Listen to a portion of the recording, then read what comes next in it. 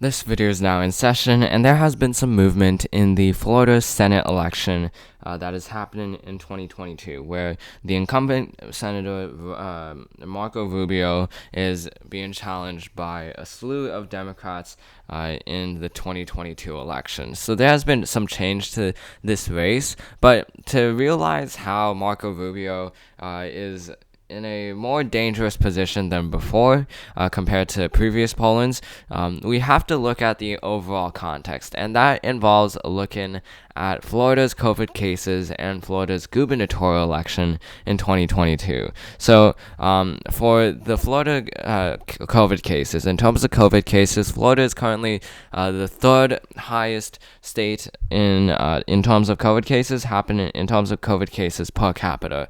So, per 100,000 people, Florida has had 100 people getting cases on average, speaking in a daily sense. So with that, Florida is number 3, and number 3 is not good. The higher you are, obviously, the worse you're off.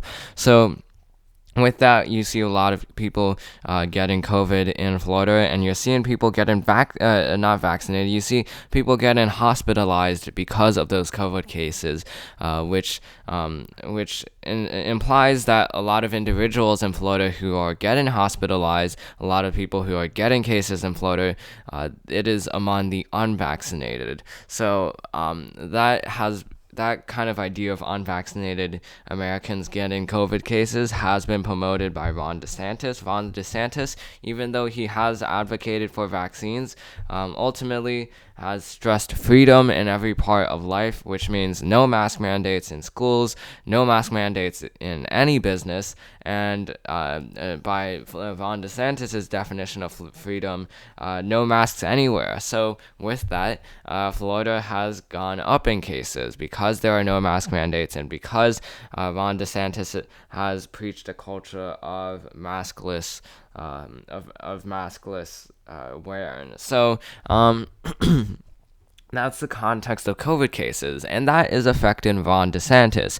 Ron DeSantis, recently speaking, the polls have gotten narrower and narrower between him and Charlie Crist. Maybe not as much in between him and Nikki Fried, but between him and Charlie Crist, there has been movement where Charlie Crist is narrowing the gap between him and Ron DeSantis. So you can see here that it used to be Ron DeSantis 52% versus Charlie Crist at 41%. So Ron DeSantis already has a majority of the votes here.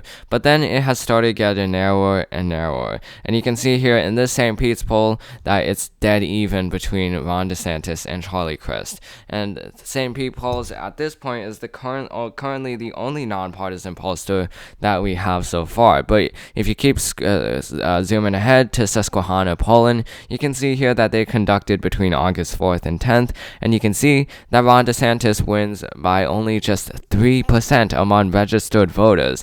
Registered voters, by the way, is a much better metric than likely voters. But here you can see that Ron DeSantis only wins by 3%.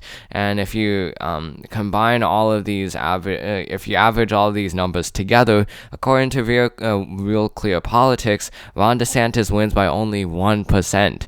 And you can see he doesn't even win with a majority of the vote. He wins with a plurality of the vote, with 11% who are undecided. And most of this has been because of COVID cases. It's because that there are increasing COVID cases in Florida, and because there's been more recklessness in Florida. And even though Florida is known for recklessness, a lot of times Floridian voters don't want their governor to be that reckless. So as a result, you see a narrowing in the polls and a more competitive race. But because of this kind of competitiveness has shifted over to the Senate race, the Florida Senate race between Marco Rubio and Val Demings. Val Demings most likely will become the Democratic nominee for Florida's 2022 election. There are obviously a lot of candidates looking to replace Marco Rubio, but Val Demings currently is the most well-known out of them and has the best campaign infrastructure out of all of these most notable candidates.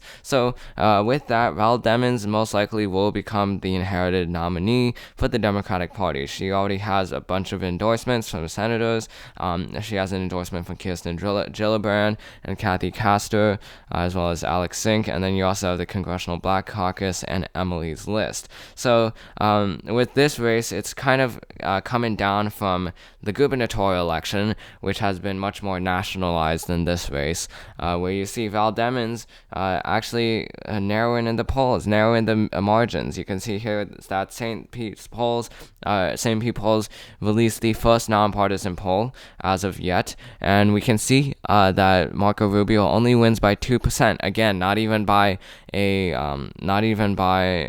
majority of the vote, by a plurality of the vote. And you can see here that in these two polls by Republican pollsters, it used to be a lot higher, but now between August 16th and 17th, when they conducted this polling with 2,000 registered voters, which is a pretty large sample size, you can see that Marco Rubio and Val Demings, they have ultimately Val Demings has ultimately closed in the gap. Now it's just one poll, and that the same applies to the Florida gubernatorial race, where there are only just two polls there that show this kind of trend. So it's very preliminary. It's not really a confirmed trend, and it may not even last if COVID cases get better in Florida. But as of now, Marco Rubio and Ron DeSantis should not think that they are immune from from a major challenge from Val Demings, Charlie Crist, or Nikki Fried. All three of those candidates are definitely vying to get those two Republicans out of their seats,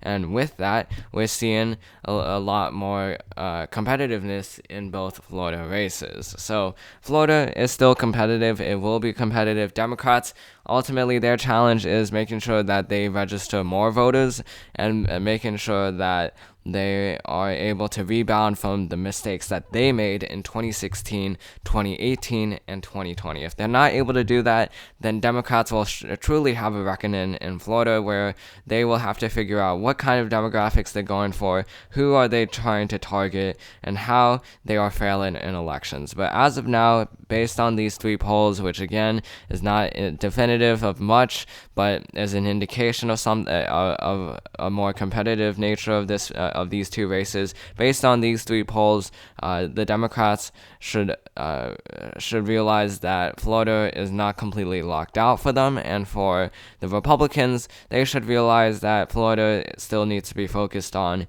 come 2022. So that's the end of this video. Hope you enjoyed it. This video is now adjourned, and I'll see you in the next one.